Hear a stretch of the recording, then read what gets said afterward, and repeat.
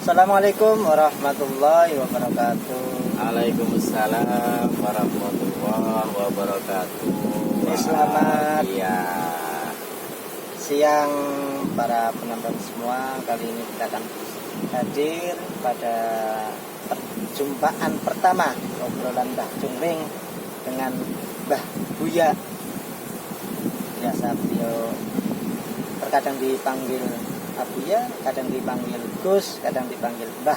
Nah, kali ini saya akan memanggil beliau Mbah Buya. Sebelum kita mulai, saya akan memberikan salam sehat, salam waras, salam kopi kita. Yuk ngopi biar pintar. Gimana Kring? Sehat Kring? Alhamdulillah sehat ya. Mbah Buya gimana kabarnya? Alhamdulillah sehat. Ya. Pokoknya sehatnya mah alhamdulillah kondusif. Walaupun dari sisi yang lain ya ada yang nggak kondusif juga. Ya kita rasakan bersama lah. Ya. Maksudnya gimana ini Bu ya? Kok sehat-sehat perlu kondusif juga? Nah, ya itu tadi. Sekarang lagi zaman kurang kondusif, itu secara ekonomi pada nggak tahu lah. Ya, ini saya sendiri atau kita sendiri atau rame-rame nggak tahu juga ini. Tapi kalau saya dengar pasti ceritanya kok sama. Gitu. Aduh, ya Allah, ya Karim. Gini, jadi kebanyakan di masa sekarang itu orang secara zahir mungkin sehat nih Mbah. Cuman ya itu tadi, antara sehatnya waras atau tidak gitu Mbah. Nah, yang belum waras apanya juga ini. Nah, ini khususnya di bidang ekonomi kayaknya belum waras ini Mbah. Ya intinya ya kadang-kadang itu tadi ada orang yang sehat rohaninya, sehat jasmaninya, tapi kurang sehat satu, yaitu kantongnya, jadi ikut semua sakit. Jadi yang faktor eksternal sendiri juga kadang-kadang sangat berperan. Ya memang seperti itu. Jadi pemicu. Karena apa? Ya satu secara apa ya namanya? Memang kita hidup di dunia ya tetap butuh yang namanya dunia, karena itu memang adalah sarana maupun prasarana. Kalau sarananya nggak ada ya repot, ya intinya itu aja. Ya, jangan nggak ada, kurang aja sudah repot. Ya, gimana Kring? Apakah kamu masih bersemangat atau sudah ganti slogan? Tetap putus asa, jangan semangat. Nah, gitu. Jadi gini, kalau melihat kondisi sekarang, bahkan mungkin terjadi pada diri saya sendiri Mbah, untuk menghadapi masa pandemi sekarang, kalau mau dibilang Krismon mungkin sudah beda eranya, cuman nggak dibilang pun karena posisi sekarang untuk keuangan juga ya masih pasang surut gitu, sehingga banyak membuat orang putus asa. Nah itu gimana itu Bu ya? Kadang beberapa waktu lalu saya kadang berpikir, ya Allah, kok gini amat hidup ya, apa udah nggak ada guna atau gimana? Ya sekali-sekali kita butuh bikin puisi, duit, gimana kamu sembunyi duit, gitu kan? Aku sudah mencarimu, kamu tidak pernah mau ketemu. Ya Allah, ya Karim, ya Allah, ya Karim. Tapi ya gini ya Kring ya. Memang pasca, mungkin sekarang sudah memasuki boleh dibilang pasca pandemi. Jadi pasca pandemi itu saya kira kalau virus coronanya sendiri ya, saya melihat dari sisi batiniah saya itu mulai bulan Muharram itu sudah ditarik oleh Allah.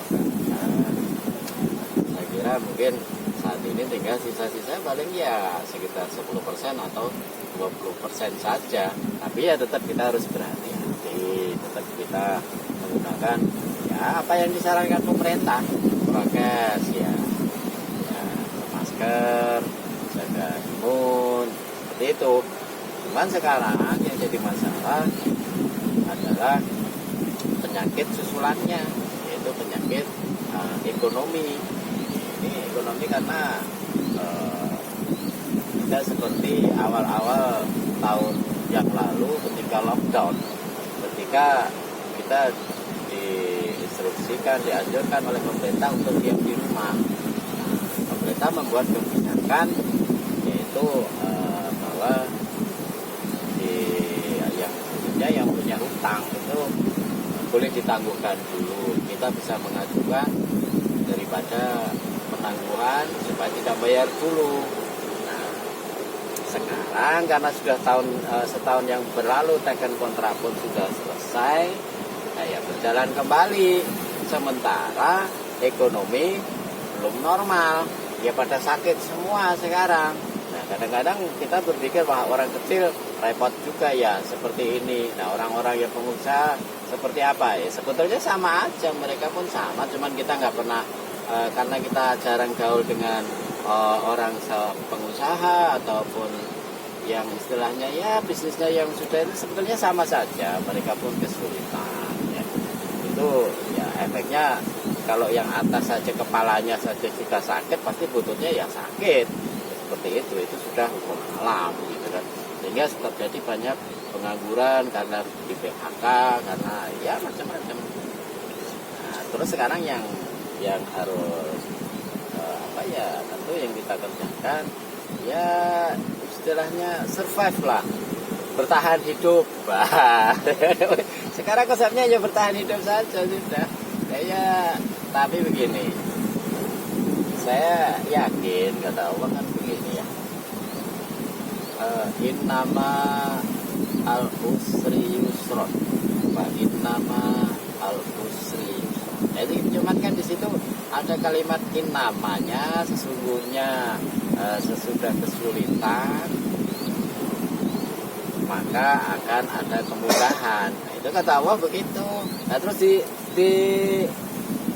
sama fa'in nama. Nah, fa'in namanya ini adalah fa'nya ini adalah berproses.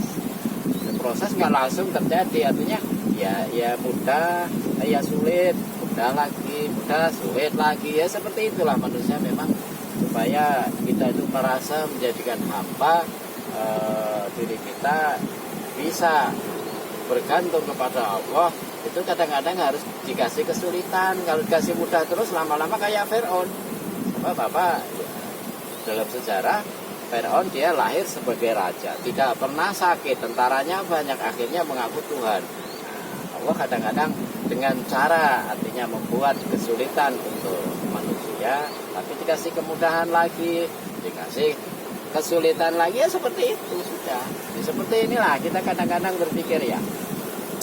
Jadi ketika kita yang harus kita tumbuhkan adalah ketika kalau kita habis lapar, ya ini saya ini jam segini lapar. Tumbuhkan sifat roja, sifat berharap kita, nanti akan kenyang, pasti akan ketemu makanan. Ya sudah itu saja. Justru yang kita harus hati-hati kita balik. Nah, ketika habis makan kenyang, nah nanti akan ketemu lapar. Nah, di situ harus berhati-hati. Nah, makanya ada saatnya kita harus berharap. Ya, harus berharap kepada Allah. Walaupun sulit, kenapa? Itu tadi nggak mungkin Allah ngasih kesulitan terus juga. Tapi juga nggak mungkin Allah ngasih kemudahan terus. Karena apa? Ya itu sudah menjadi hukumnya Allah seperti itu. Kadang sulit, kadang mudah, kadang sulit, kadang mudah. Selalu begitu ya. Jadi kadang kita bisa tertawa, tapi sekali waktu kita menangis. Ya itu tadi. Dan Allah ya memang membuat seperti itu supaya ya kita itu agar selalu ingat. Ketika kita susah, kita disuruh bersabar dalam arti ya bersabar menyelesaikan masalah yang kita temui. Jadi bukan bersabar diam terus akhirnya bingung, stres. Ya mending stresnya tidur ya. Ya itu. Ya, tapi ya itulah kita tumbuhkan sifat roja kepada Allah. Walaupun sepusing apapun, kadang-kadang kita berpikir, aduh ya Allah, hidupku kok tidak ada gunanya begini. Sudah punya anak istri seperti ini. Wah, itu kadang-kadang kalau secara ilmu tasawuf yang sedikit mendetail, ya Allah bilang, kok kebangetan kamu, emang aku nggak sanggup menghidupi kamu, apa makhluk sejagat aja aku sanggup kok gitu. Kok ngenyek aku. Ada ya Allah ya Karim. Gimana itu? Seperti itu yang terjadi pada halayak umum bukan. Jadi kan terkadang sudah pikiran sudah melampaui batas, sudah punah. Ya, aneh gini mereka pulang dari kenyataan bahwa Allah akan memberikan kemudahan setelah adanya kesusahan. Akan tetapi kadang tepatnya khususnya pada halayak umum, bahkan pada saya sendiri, kadang itu merasa begini, Mbak. Iya, ini hidup sudah merasa susah. Lah, setelah ada kesusahan pasti ada kebahagiaan. Cuma kadang rasa tidak sabarnya itu mendatangkan pertanyaan, kapan tahu iki wayahe bunga? Kapan waktunya untuk berbahagia, Bu ya? Walaupun ada pepatah mengatakan indah pada waktunya. Nah, ini waktunya kapan, Bu ya? ya itu tadi. Karena kamu berpikir begini, sesuatu yang indah. Sesuatu yang indah itu berkaitan dengan sesuatu yang mendapatkan kenikmatan, kesenangan. Ya. Selalu begitu, manusia pada umumnya selalu berpikir begitu. Cobalah kita sekali waktu bergeser ada di dalam surat Yusuf ya, kalau tidak salah ada satu kalimat fasabrun jamil. Orang sabar itu indah. Nah, kenapa belum ketemu yang namanya sabar indah? Ya kita karena banyak mengeluh. Karena kita banyak mengeluh, jadi ketika kita belum bisa menikmati bahwa suatu kesabaran itu adalah sesuatu yang indah, kata Allah itu fasabrun jamil. Nah itu batinia kita ya masih menderita, kita bakal menderita. Ya memang yang namanya sesuatu itu udah nggak bisa mengucapkan fasabrun jamil kecuali orang-orang tertentu, nggak mudah. Memang saya bilang nggak mudah. Ya. Dan juga ketika orang kita merasa khawatir, kita gampang mudah merasa khawatir pada umumnya manusia, ya wajar, karena bukan wali, karena sifat Allah yang menghilangkan sifat khawatir itu hanya pada para wali, para kekasihnya. Kalau bukan wali, ya tetap itu sudah patrapannya, ya wajar kan. Karena yang tidak punya rasa khawatir, la khaufun alaihim walahum yahzanun, itu ala inna auliya Allah, gitu kan, ala inna auliya Allah la khaufun alaihim walahum yahzanun. Jadi ya kalau kita masih punya khawatir, ya, pada umumnya ya semua manusia seperti itu, karena memang walinya Allah itu jumlahnya sangat terbatas. Nah, orang-orang itulah yang nggak punya rasa khawatir. Kalau pada umumnya manusia ya khawatir, takut nggak bisa makan, takut nggak bisa bayar utang dan segala macam, takut ya segala hal. Karena memang dalam Quran sudah dijelaskan, kali waktu aku menguji dengan ketakutan nggak bisa makan, kekurangan buah dan segala macam, itu juga ada di Quran. Ya, makanya kalau itu terjadi ya sudah, itu nasnya Quran, mau diapain lagi ya ketakutan. Ya bilang saja, ya Allah aku ini adalah sebagian dari ayatmu gitu. Karena dia takut-takut, nggak apa-apa ya Allah gitu. Karena aku adalah bagian dari ayatmu gitu. Ya udah gitu. Tapi gini ya, kita kembali geser lagi ke ayat yang lain. Wa ma min dabbatin fil ardi illa 'ala Allahi rizquha. Kalau kita melihat kata Allah dan segala sesuatu yang melata, ada kalimat melata ini kan segala hal. Fil ardi illa 'ala Allahi rizquha, pasti ya namanya itu nggak mungkin, pasti akan diberi rezekinya, dijamin rezekinya. Coba perhatikan itu nelayan itu ya, coba nelayan itu dia mencari ikan tengah laut ya, dia hanya berpikir saya mencari ikan, bertawakal sudah, entah dia dapat ikan entah enggak, ya penting dia pergi, sudah selesai. Padahal dia sendiri ya kalau dipikir mana ada sih yang nelayan sekali waktu saya iseng ngasih makan ikan di laut, nggak pernah, mereka tinggal ngambil. Berarti apa? Itu artinya disediakan oleh Allah rezekinya nelayan. Sama gitu ya. Nah, sama petani ketika mencangkul, dia tidak pernah tahu apakah dia nanti akan panen banyak. Ketika mau panen ternyata dihabisan tikusnya, nggak pernah tahu, sama aja. Yang penting kita adalah tugasnya berusaha, berikhtiar, berdoa, ya nanti insya Allah juga tentu ada pertolongannya Allah gitu. Nah, ketika makanya saya kan sering, kenapa kita punya slogan GM, tepat berpikir ya, dia banyak berpikir dan giat berkarir. Nah, ketika kita sudah melenceng pikirnya saja sudah ngaco, ya sudah nggak tepat, sudah geser itu. Kalau sudah ya Allah ini hidupku tuh sudah nggak ada gunanya, mikirnya sudah melenceng, itu sudah keluar rel itu separuh itu. Kacau udah, itu udah keluar rel separuh itu. Nah, kalau coba kita luruskan kembali, kita luruskan keyakinan kita kembali bahwa Allah pasti menjamin rezeki kita, bahwa kita itu bagaimanapun ya, kita harus yakin, seyakin-yakinnya. Mau yakin nggak yakin aja, ikan itu nggak pernah berpikir dia rezekinya seperti apa, yang di dalam laut dia makan tiap hari, kopinya ya itu kan. Jangankan gitu, macan yang sudah di penjara atau orang yang di penjara itu nggak tahu kalau dia nggak dikasih makan ya sudah kelengar sama aja, tapi dia tetap dikasih dengan caranya ya lewat sipirnya atau apa ya, penjahat sekalipun itu masih dijamin rezekinya tetap sifat Rahman Allah seperti itu. Penjahat itu sudah di penjara, yang katanya penjahat, bajingan yang bunuh orang, rampok, di penjara dia tetap dikasih makan karena itu memang sifat rahmannya Allah. Apalagi kita yang masih mau sholat, masih mau berpikir sedikit-sedikit gitu. Ya itu tentu saya yakin juga Allah akan lebih berkasih sayang karena sifat Allah Rahman. Itu yang satu yang harus kita benahi, ya itu tadi pola pikir kita yang nggak tepat ya kita luruskan kembali.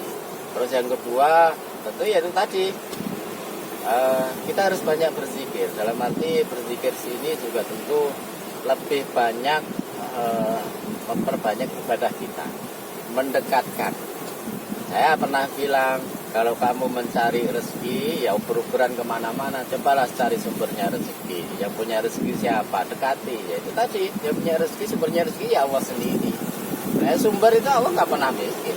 Kamu minta isinya langit, itu udah Allah nggak butuh.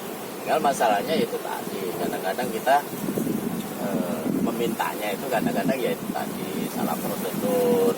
Kadang-kadang ya pengennya dikasih minta, terus bekerjanya enggak. Nah, itu tadi. Kadang-kadang kita harus kembali berintrospeksi diri, bermuhasabah. Kenapa ya rezeki saya seret? Sebetulnya kita nggak semua susah, karena ada sebagian orang juga ketika banyak orang yang susah, tapi tetap ada Allah menciptakan orang itu yang berkelebihan supaya apa? Kelebihan rezekinya bisa membantu yang miskin. Itu sudah jadi hukumnya seperti itu Allah ya. Nah, yang harus kita introspeksi adalah barangkali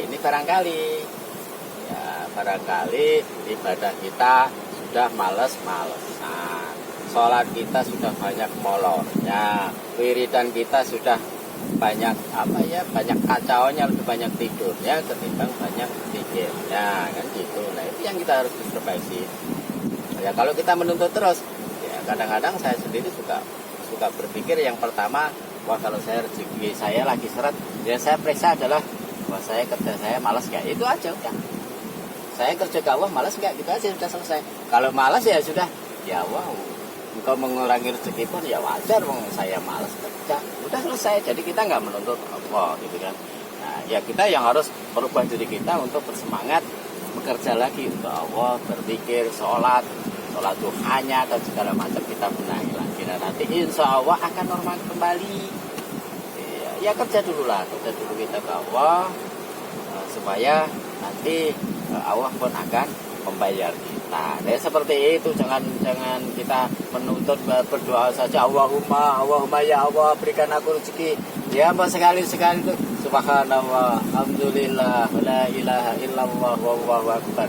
Kita sujud dulu, kita bekerja dulu untuk Allah. Nah, nanti juga nggak usah diminta lah, dikasih lah. Kita banyak menuntut Allahumma saya minta. Nah, ya repot minta terus, kerjanya enggak kan. Itu yang harus kita penuhi. Walaupun kata Allah juga, ni astajib lakum, mintalah kepadaku maka akan aku berikan. Tapi ya jangan minta terus, malu dong, malu. Kerja dulu, kerja. Itu kering yang harus kita pilih, kerja dulu. Ya kita introspeksi dulu ya, mungkin harus seperti itu. Muhasabah itu seperti itu ya. Nanti kalau sudah dikabulkan, sudah diberi jalan kemudahan, nah, barulah kita giat berkarir. Tapi yang depannya juga tetap harus diimbangi. Biasanya kan kita selalu kalahnya begitu. Ketika giat berkarir, berpikir kacau. Nah, ketika berpikir kacau, akhirnya mikirnya yang jadi kacau. Ya selalu bolak-balik itu. Kenapa? Berjalannya tidak seimbang. Jadi berputarnya tidak seimbang, sehingga ya akhirnya ya bolak-balik itu tadi. Salah satu, kalau ketika nggak seimbang ya sudah putarannya golek-golek juga selesai. Kacau ya itu. Oke. Jadi kurang lebih zikir itu menjadikan tenangnya hati untuk kita bisa menenangkan pikiran gitu ya. Dan juga masih bisa dianggap manusia gitu ya. Kalau kita masih memiliki rasa khawatir karena kita masih pada tataran wali murid, waliullah. Nah, itu wajar saja. Kamu kalau masih punya khawatir wajar, karena apa? Kamu masih posisi wali murid, bukan waliullah. Karena yang punya sifat itu adalah inna awliya Allah la khaufun alaihim wa la hum yahzanun gitu kan. Jadi kalau wali ya nggak merasa khawatir ya. Kalau wali paling ya berdoa, nggak terlalu banyak berdoa sebenarnya wali itu. Ya Allah, ini nggak punya duit, belum bayar utang. Ya terserahlah urusanmu, kau yang punya harta, yang punya dunia, apalagi urusan utangku ya sangat mudah untukmu ya. Udah begitu saja. Kalau wali cuma berdoa begitu saja, enggak ribet itu. Justru yang lebih banyak adalah berpikir, menyebut, mengagungkan asma Allah. Gitu loh, Krik. Begini Bu ya, kaitannya dengan tadi yang dikatakan oleh ya terkait dengan roja, yang mana layaknya manusia itu menerapkan harapan kepada Allah. Nah, untuk mengharap pada Allah yang pas itu gimana Bu ya? Kadang gini, seperti disinggung di awal bahwa kita tidak mungkin sekedar berdoa hanya minta ya begitu. Nah, terus minta yang diiringi dengan berharap yang pas itu gimana sih ya? Sebetulnya ya meminta kita dia jangan berlebihan juga. Jadi berharap kita ya semestinya aja gitu ya. Kadang-kadang begini, kita itu berlebihan begini ya. Satulah, kita misalnya punya problem ekonomi, terus punya hutang yang belum selesai, tapi nambah lagi mintanya, ya Allah mudah-mudahan misalnya Engkau berikan keluasan rezeki sehingga utangku lunas, ekonomiku lancar, plus bisa beli Alphard. Nah, beli Alphardnya ini berlebihan. Jadi minta itu sendiri ya sesuai dengan minimal yang kalau kita ingin doa itu cepat terkabul, itu sesuai dengan kebutuhan kita dulu, bertahap sesuai dengan kebutuhan kita dulu, urusan ini ya, urusan sehari-hari kita lah, kebutuhan dapur kita, anak-anak kita, istri kita, ya, syukur-syukur ya itu tadi. Kalau yang sifatnya jangka panjang ya dipisah pikirnya. Itu kalau sifatnya jangka panjang ya tentu kerjanya lebih banyak lagi kan. Dimana kita saya sering dulu di itu. Kalau kamu punya cita-cita pengen beli satu mobil misalnya, itu tadi kalau kamu wiritan 2.000 nggak kuat, ya naik 5.000. Kalau wiritan 5.000 nggak kuat, 10.000. Ya begitu dinaikkan terus di dalam zikir itu ya. Naikkan supaya itu tadi, ibarat kita punya duit 2.000 mau beli Alphard ya tetap nggak dikasih sama Allah ya, ibarat seperti itu. Tambah lagi zikirnya, tambah lagi naikkan. Nah ketika nanti sampai titik ya harga, pasti kalau kita beli mobil misalnya, mobil itu harganya 1 miliar, nah kita misalnya sudah setor 1 miliar, ya sudah pasti akan dikasih. Allah pun seperti itu. Nah kalau kita baru pikir 10.000 ini belum ini ya, lewat harganya 100.000 ya masih jauh. Makanya selalu dinaikkan, zikirnya dinaikkan, ya sudah nanti gak usah itu, Allah sendiri ya punya catatan kok kenapa kita mesti naikkan lagi. Jadi terus dalam zikir sholatnya diperbanyak, duhanya dikerjakan lagi, ya insya Allah nanti akan normal lagi. Jangan banyak menuntut tanpa kita mau kerja dulu kepada Allah gitu ya. Nanti malah ditertawakan malaikat, maunya minta terus, kerjanya nggak mau. Nah kan ya, kita bukan anak kecil lagi, kita sudah dikaruniai akal, diberikan ilmu, setidaknya sedikit banyak kita bisa berpikir. Tentu kita harus bisa memilah dan memilih mana yang harus dikerjakan, mana yang harus dilakukan. Jadi yang penting semuanya juga tadi semuanya adalah perlu berproses. Ketika kita berproses seperti itu, kita nikmati saja ya, kita belajar sabrun jamil gitu. Tapi walaupun keindahan di dalam zikir, keindahan di dalam bekerja, keindahan di dalam berusaha, dan nanti bisa menikmati itu adalah kebahagiaan sendiri. Sebelum bisa mengucapkan sabrun jamil ya belum ketemu, pasti akan mengeluh dan mengeluh. Seperti itu. Sebab sifat manusia itu dalam keadaan mengeluh. Tapi kalau kita sudah sampai bisa mengucapkan sabrun jamil, bahwa sabar indah itu yaitu sabar dalam menyelesaikan, sabar dalam berikhtiar. Nah, di situ bukan sabar dalam istilahnya diam, tidak. Sabar tidak seperti itu. Tapi saya juga sering mengingatkan, walaupun kita disuruh bersabar, tapi kita jangan pernah meminta sabar kepada Allah, jangan. Karena apa? Memancing ujian Allah, nambah lagi. Jangan sampai kita berdoa, ya Allah berikanlah aku kesabaran. Ya sudah, karena apa? Konsekuensi orang yang sabar disebut sabar itu diuji. Nah itu diuji. Nah ketika kamu meminta, ya Allah golongan aku yang sabar, ya sudahlah, kasih lagi, minta lagi, kasih lagi gitu kan. Ya makanya terus kok sulit sekali, ya nambah lagi cobaannya lagi, nambah, ya salah sendiri kok kamu minta. Karena salah sendiri aku minta. Orang nggak diminta aja pada datang, kalau sabar diminta ya sudah.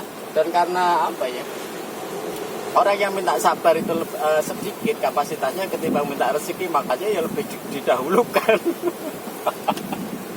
Ya lebih didahulukan. Ya Allah ya Karim. Ya itulah kering. Itu tadi innama al usri yusra, innama al usri yusra. Ya itu saya oke lah, kita supaya kadang-kadang kita supaya mau bekerja, saya kasih ijazah ya, pikir kita normalisasi lagi, saya tak kasih tawaran lewat mau kita, karena kita biasa ngaji manakib, biasa ngaji dari manakib Syekh Abdul Qadir Jalani, dan kita juga punya ijazah dari manakibnya Syekh Ali Abdul Hasan Asy-Syadzili. Silahkan kamu pilih salah satu, nanti saya ijazahkan. Jadi kalau manakibnya saya Abdul Qadir Jalani, wah kabel itu sudah banyak dipakai. Ini yang saya sendiri yang kosong sebetulnya. Ketika yang kosong, pasti insya Allah juga ibarat jalan kalau kosong kan ya kencang. Ketimbang jalan yang banyak yang pakai, macet kan. Ya walaupun tidak seperti itu, cuman kadang-kadang kita butuh untuk memakai jalur-jalur yang jarang dipakai orang. Oke, ya mau ijazah apa? Tapi ini untuk pembenahan ekonomi aja ya. Ijazah ya menghendaki ijazah kita malamnya Syekh Ali Abdul Hasan Asy-Syadzili. Oke, tapi harus konsisten ya. Konsisten. saya akan ngasih ijazah zikirnya wiritan li jalbi rizki, untuk membuka pintu rezeki. Prosedurnya begini ya, seperti biasa yang di dalam kitab Manaqib Tanwirul Ma'ali kamu baca. Nanti setelah tawasul, nanti kamu baca surat Al-Fatihah. Bismillah dulu.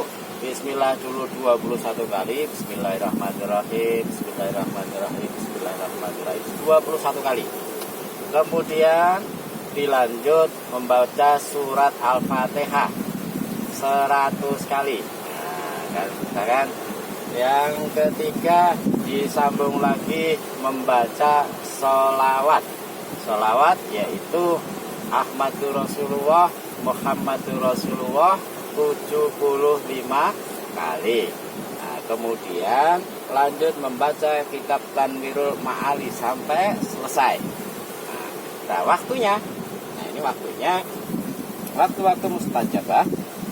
Kalau kita mau ngambil, ya, waktunya kita mau ngambil siang di atas jam 9 pagi atau setelah sholat duha jam 9 pagi. Nah, kalau kita mau ambil malam di atas jam 9 malam, silahkan pilih salah waktu, waktu yang kira-kira bisa kamu kerjakan. Nah, nanti kalau misalnya pagi repot ngurusin anak, ya kerjakan malam. Tapi waktunya di atas jam 9 pagi atau di atas jam 9 malam. Kalau siang jam 9 pagi, kalau malam jam 9 malam ke atas. Jadi itu ya itu tadi, insya Allah akan terbuka kembali urusan rezeki yang luar biasa. Silakan nanti bisa ijazahkan ya. Mudah-mudahan ada manfaatnya. Tapi ini saya ijazahkan lewat jalur kitab Saziliyah Tanwirul Ma'ali. Ingat ya, Bismillah 21 kali setelah tawasul, Fatihah 100 kali. Kalau yang ada di kitab itu Ahmadur Rasulullah Muhammadur Rasulullah 75 kali, atau bisa diganti Shallallahu ala Muhammad tapi 100 kali. Silakan pilih sholawatnya, terserah itu. Pokoknya bisa Ahmadur Rasulullah Muhammadur Rasulullah itu 75 kali, atau bisa Shallallahu ala Muhammad 100 kali. Dan kemudian bacalah kitab Manaqib Tanwirul Ma'ali, karena saya buat Hasan Asadili itu termasuk wali yang dikaruniai sangat kaya dalam hal harta ya. Silahkan bertawasul kepada beliau ya, nggak apa-apa minta harta, yang penting kita minta harta kepada Allah, tidak kepada setan. Silahkan saja, sebab Allah pun tidak sangat kaya dan tidak butuh harta ya, silahkan saja. Itu yang bisa saya ajarkan.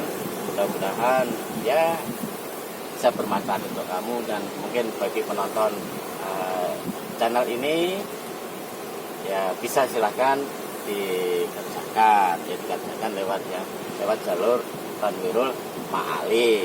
Terus untuk yang tidak membaca, tidak punya ijazah kitab Manaqib Tanwirul Ma'ali atau Saziliyah, saya ijazahkan setiap pagi kerjakan ya. Setiap pagi setelah habis sholat subuh, ya Fattahu ya Rozaku 1000 kali ya. Kemudian baca surat Al-Insyirah, Alam Nasrah Laka Sodrok, dan seterusnya 11 kali. Kemudian membaca Qala Rabbi Shrah li Sadri wa Yassir li Amri 7 kali. Nah, ingat-ingat ya.